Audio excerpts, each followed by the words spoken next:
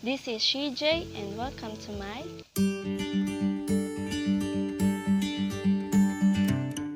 These past months I realized the things that I can't even imagine that I could. Why?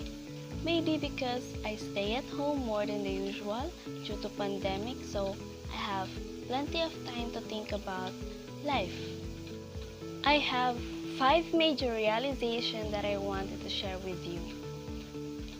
The first topic on the list is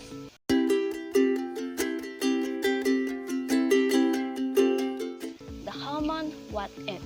We all have what ifs in life, like what if I choose this, what if I choose that, what if I do this, what if I do that, what ifs everywhere. As for me, my biggest what if as of now is that what if I pursue my first choice course, which is psychology. I admit that in the first months of being an IT student, I always question myself, am I suited to this course? Because IT is not even on the top of my choices. But look where I am now. And now, I have to admit that I am starting to love my course. Why? Simply because I realized that it is okay to have what ifs, since it is normal or usual, but we don't have to live with it because we will never get satisfied for what we have right now. Move on to the second topic on the list, which is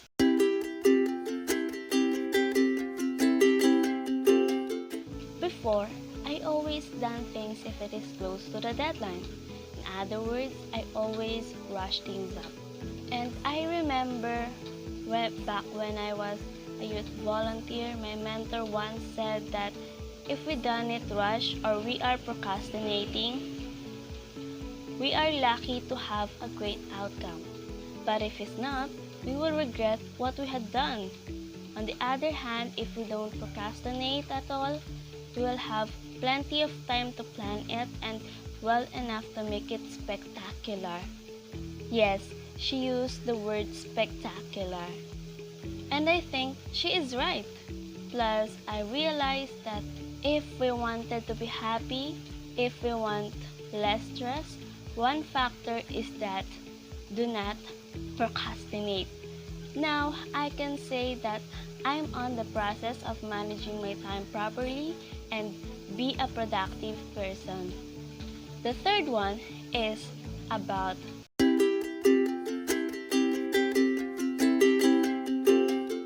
I can say that pandemic, especially online classes, really challenged my mental health stability. Until I discovered my coping mechanism to lessen my stress. When I can't think properly because I'm overthinking about all the stuff, even the things that I cannot control. What I always do is watch movies. Mostly I watch my favorite cartoon, which is SpongeBob SquarePants. It refreshes my way of thinking. In short, it calms me down. In this matter, I realized that coping mechanism matters to everyone who gets stressed easily, and we don't have the right to judge everyone's way on how to cope up in a specific thing.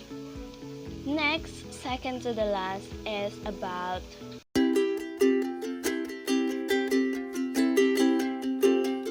before, I think that it's normal to easily get irritated on things, even at small things. However, now that I'm on the process of controlling my temper, one thing that I do if I feel that I'm going to get mad, I take deep breath, and sometimes it works, and if it is not working, I usually walk out or ignore it. I realized that temper make you do the things that you don't intentionally wanted to do. So now if I know that it will lead me to do that, I stop it right away. The last but not the least is having